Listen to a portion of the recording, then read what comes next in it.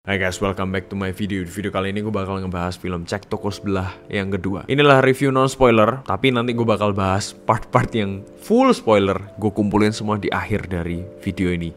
Dan gue bakal kasih warning ke kalian, jadi kalian gak perlu khawatir kena spoiler. Oke, langsung aja. Ernest kembali ke genre film pamungkasnya, yaitu family drama dan komedi, dan he nailed it.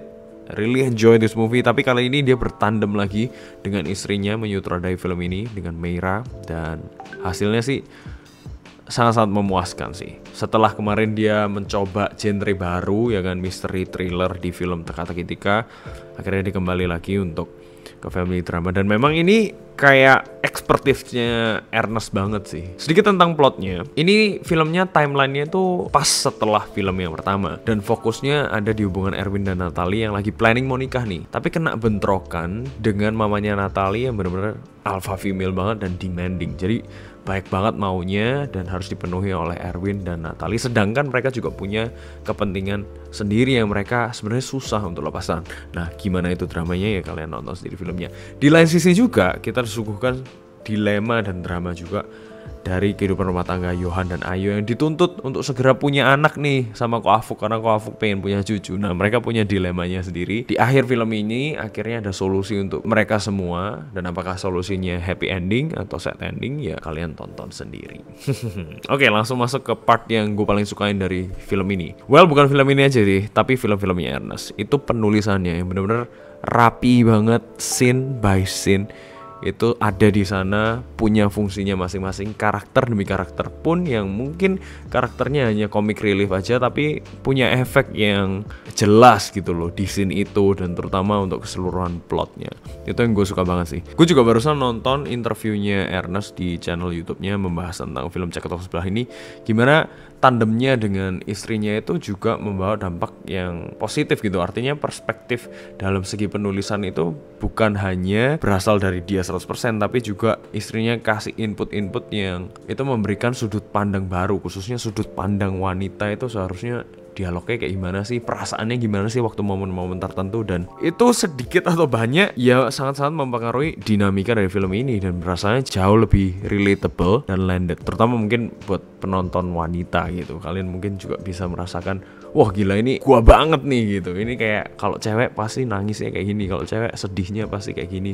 Ini yang bakal diomongin gitu. Dan itu aspek yang membuat film keduanya ini lebih matang daripada film yang pertama. Gue juga suka semua komedi-komedi yang ditulis sama Ernest. Komedi-komedinya itu nggak berasa hanya sekedar sketsa, tapi bahkan scene-scene yang full komedi doang yang dipenuhi stand up comedian di sana itu punya efek atau berdampak terhadap keseluruhan plot gitu. Jadi bukan cuma jokes-jokes yang diselipin, tapi jokesnya pun mempengaruhi alur ceritanya dan dinamika dan chemistry antar karakternya. Itu yang brilian banget sih. Tapi ada hal yang sedikit mengganggu gua. Entah kenapa ya.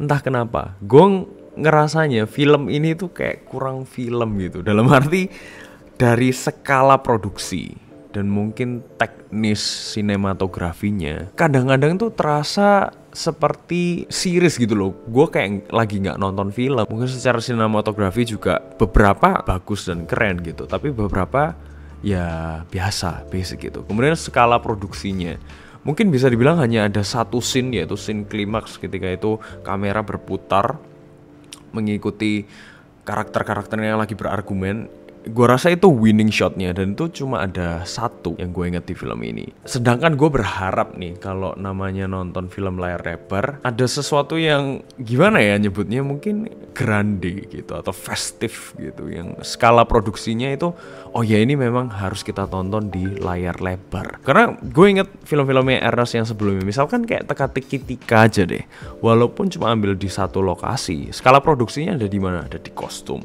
ada di pakaiannya, ada di lightingnya, ada di perabotan rumahnya yang benar-benar mewah dan sesuai dengan apa yang dibutuhkan gitu. Dan film Susah Sinyal misalkan, itu ada scene mereka ke Sumba, itu kan diliatin keindahannya Sumba dan lain sebagainya.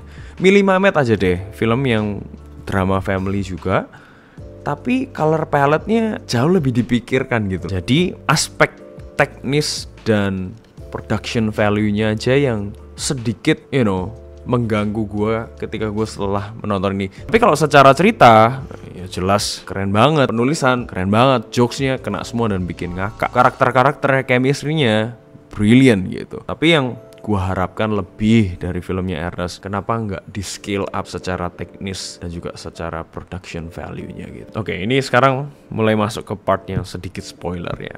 Jadi kan ceritanya si Widuri Sasono, atau nama karakternya adalah Amanda. By the way, actingnya keren banget. Ini anak dulu gue inget dia masih kecil banget ya di film Keluarga Cemara, sekarang udah gede banget. Tapi actingnya kerasa loh, actingnya bagus sama enggak itu.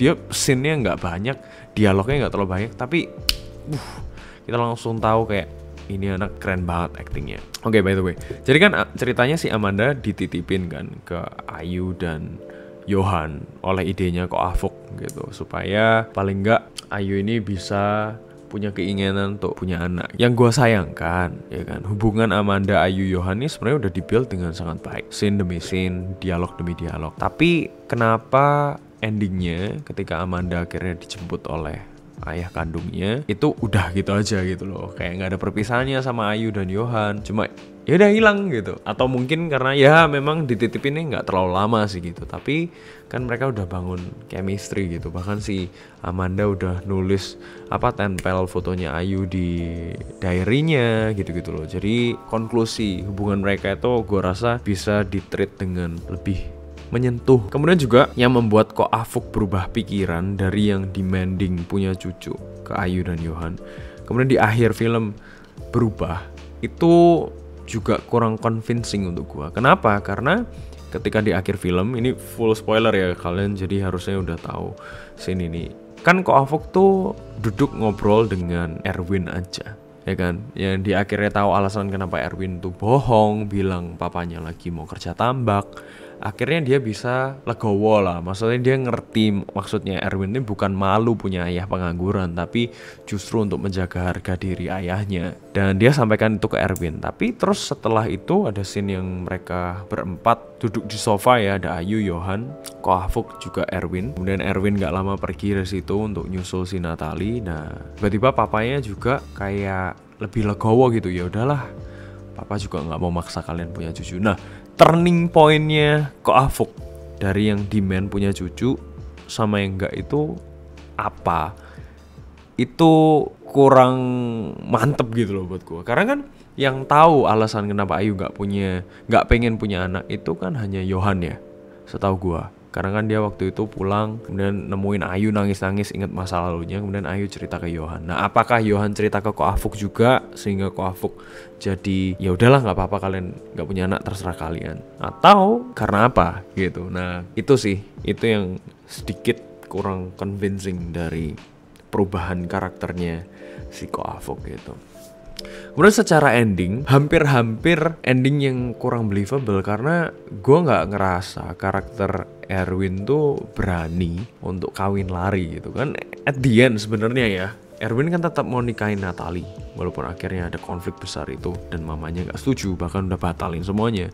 Erwin tetap mau nikahin Natalie gitu, tanpa persetujuan mamanya aslinya loh ya. Dia mau pemberkatan sendiri, mau hajar sendiri gitu. Nah, gue nggak melihat karakter Erwin tuh berani ngelangkain ibunya, terutama karakternya si Natalie juga gitu, karena gimana dia benar-benar nurut sama mamanya. Kalau mungkin bantah iyalah, ya kan, sampai akhirnya si Natalie ditampar. Tapi untuk kawin lari atau kawin tanpa persetujuan ibunya itu kayak tidak believable. Untungnya Ko Afuk kan ternyata ngobrol 4 mata sama mamanya Natalie, dan akhirnya mama Natalie juga setuju gitu. Jadi filmnya benar-benar happy ending. Nah, andaikan Ko Afuk gak bilang situ kan, mereka toh juga tetap nikah. Nah itu yang gue susah untuk percaya kalau Erwin dan Natalie itu berani untuk melakukan itu. Dari semua hal yang mereka lakukan, katakan di sepanjang film ya, kayak gue gak merasa karakter